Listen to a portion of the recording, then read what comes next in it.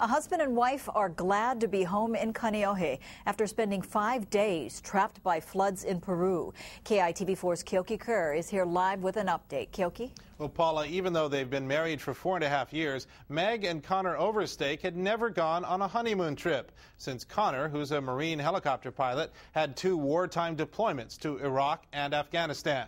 This is certainly a honeymoon they will never forget. The Overstakes ended their 2-week honeymoon with a trip to Machu Picchu in Peru. But then heavy rains and floods hit the region, trapping them and a couple thousand other tourists for 5 days last week. It's just wonderful to be back home and once again have an opportunity to take advantage of the things that we took for granted, really. I guess as they say, what doesn't kill you makes you stronger. They say helicopters did not reach their flooded region for 2 days, so food was in short supply. They snapped photos of people who brought in rations by foot and then prepared food in large pots for trapped tourists.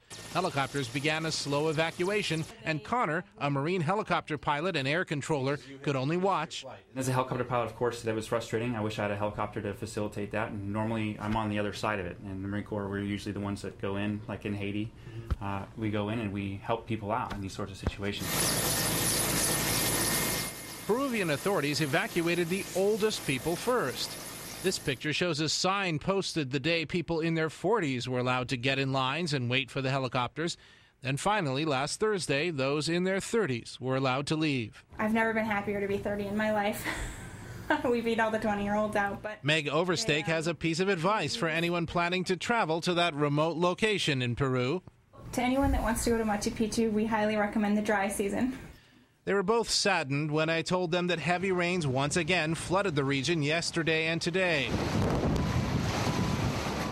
and that more than 60,000 Peruvian residents have been driven from their homes by the floodwaters. It's sad that a bunch of tourists are trapped in Machu Picchu, but it's more sad that 60,000 folks are without their homes and without their livelihood.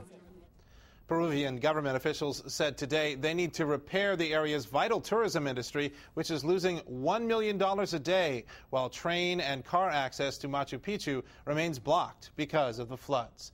Keoki Kerr, KITV4 Island Television News.